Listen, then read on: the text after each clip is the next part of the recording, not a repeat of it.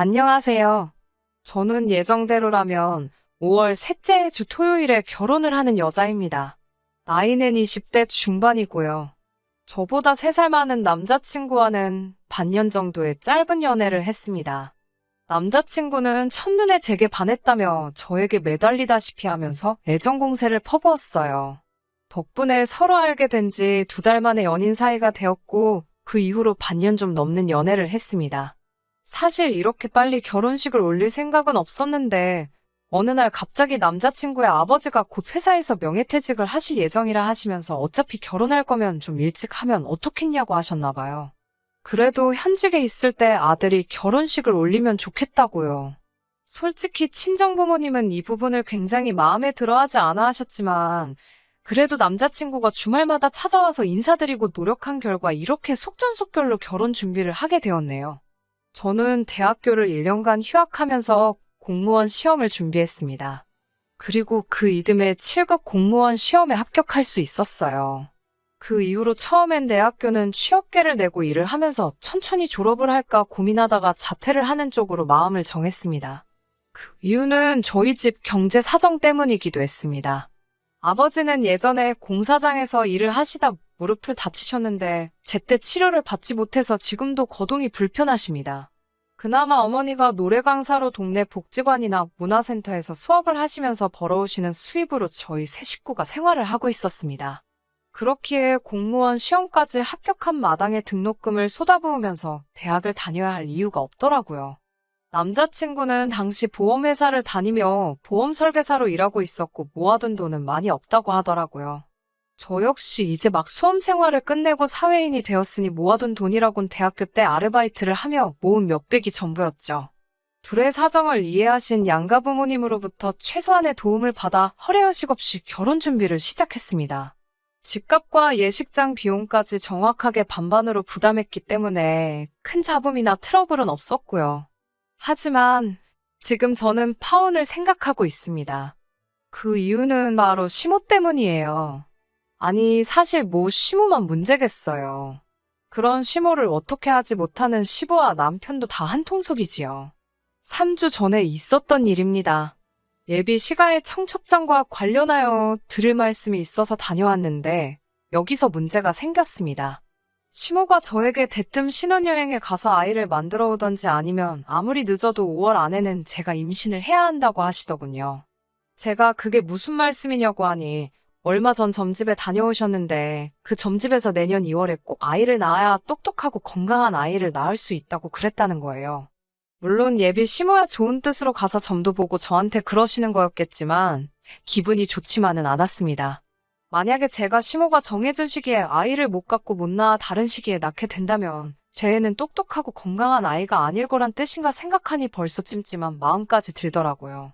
그런 제 속도 모르고 시모는 저에게 임신에 힘쓰고 엄마와 아내로서 사는데 집중하라고 하시더군요. 아들이 하나뿐이니 며느리 노릇도 잘 해달라고 하셨고요. 그리고서는 아이 셋을 낳은 후에는 직장에 다녀도 된다고 하시기에 제가 직장에서 그렇게는 안 해줄 거라고 하니까 예전에는 멍청한 애들이나 하던 공무원이 요즘 너무 까다롭다면서 혀를 차시더군요. 솔직히 이런 이야기를 들을 때 이미 이 결혼은 하는 게 아닌 것 같다는 생각을 하고 있었어요. 하지만 이미 주변 사람들한테 청첩장도 다 돌린 상황이었기에 결단을 내리는 게 생각만큼 쉽지 않았습니다. 그래서 일단은 남자친구에게 나는 결혼해도 직장을 관둘 생각은 없고 아이도 한 명만 낳을 거라고 했어요. 아이를 낳으면 내가 다 육아를 해야 하는데 그럼 나는 똑같이 채용된 남자 동료들에 비해 그만큼 뒤처질 수밖에 없다고요. 그리고 결혼 비용도 공평하게 부담했으니 며느리 노릇 사위 노릇 공평히 하고 명절에는 번갈아 가면서 설날엔 시댁 먼저 추석엔 저희 집 먼저 가자고 했습니다. 그리고 저는 결혼을 하는 거지 남자친구한테 시집을 가는 게 아니니까. 지난번처럼 고압적인 태도로 시모가 저에게 너는 이제 우리 집 귀신이라는 등 출가 외인이라는 등의 말씀은 하지 않게 중간에서 잘 막아달라고 했어요.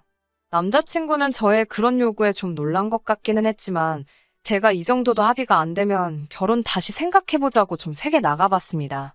그러자 남자친구가 자기는 저를 너무 좋아해서 저를 닮은 아이를 셋을 낳고 싶고 공무원은 육아휴직 제도도 발달해 있으니까 아이를 많이 낳아도 잘리거나 뒤처지지 않을 것 같다고 저를 설득하려 들더라고요.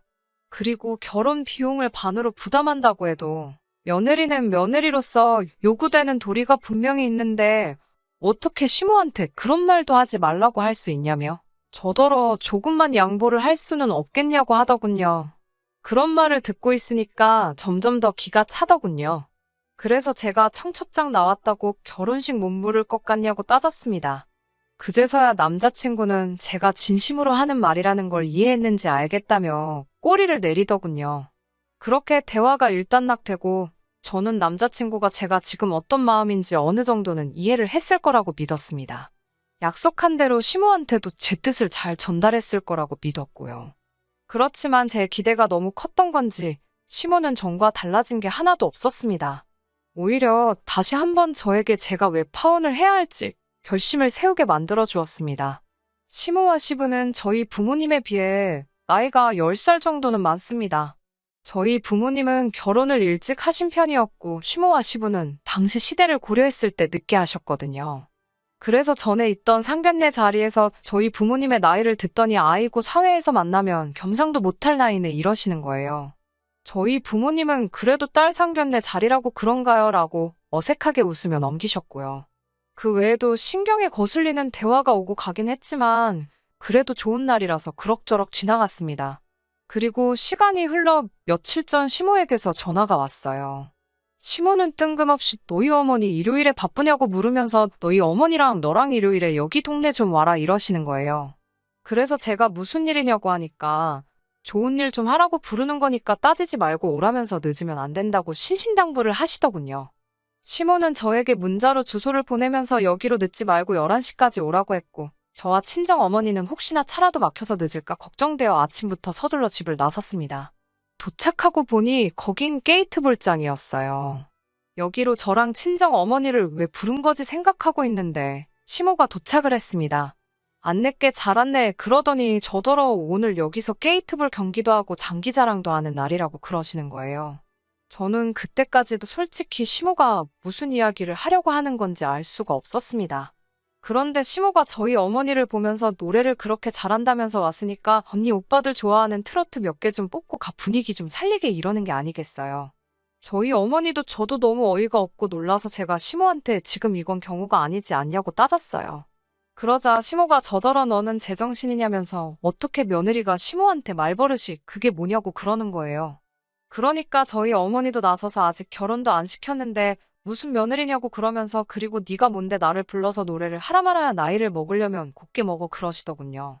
그러니까 시모도 지지 않고 저희 어머니께 나이도 한참 어린 게 어디서 반말이냐면서 내가 너더러 공짜로 노래하랬냐고 돈 줄 거라고 그러는 거예요. 저희 어머니가 집구석에 돈이 얼마나 많다고 돈 타령이냐면서 그 돈으로 약이나 사 처먹고 정신 똑바로 차리고 살라며 악을 쓰시더군요. 이 모든 게 제가 그 모자란 인간이랑 결혼을 한다고 들어서 그런가 싶어 더 이상 단 1초도 더는 그곳에 머무르고 싶지 않았어요. 그래서 시모에게 나이값 좀 하시라고 소리를 치고 친정 어머니를 모시고 뛰쳐나왔습니다. 그 길로 남자친구에게 전화해서 너는 니네 엄마 때문에 죽어도 장가 못 갈 거라고 쏴붙이고 전화를 끊어버렸습니다. 무슨 영문인지 몰랐는지 남자친구는 몇 번이고 다시 전화를 걸더니 어느 순간 멈췄더라고요. 아마 지네 엄마한테 들었을 거예요. 집으로 돌아오는 차 안에서 아직도 분이 안 풀린 어머니를 보니 너무 죄송하더라고요. 그런데 어머니가 먼저 저에게 그런 집구석이랑 사돈이라도 됐으면 진짜 무슨 꼴을 보고 살았을지 모르겠다며 차라리 잘 됐다고 그러시더군요. 저도 그렇게 생각했고요. 집에 도착하니까 남자친구한테 장문에 문자와 10번이 넘는 부재중 전화가 걸려와 있었어요. 하긴 지 주제에 어디서 저 같은 사람을 만나겠어요. 아차 싶었겠지요. 하지만 이제 버스는 떠난 거 아니겠어요. 어디 가서 차마 쪽팔려서 이런 이유로 파혼했다 소리는 못할 것 같아요. 그냥 성격 차이라고 하려고요. 기왕 이렇게 된 거 진짜 제대로 된 사람 시간을 갖고 찾아봐도 괜찮겠지요? 남자친구도 평생을 두고두고 지내 엄마 때문에 저를 놓친 걸 후회하며 지냈으면 싶네요.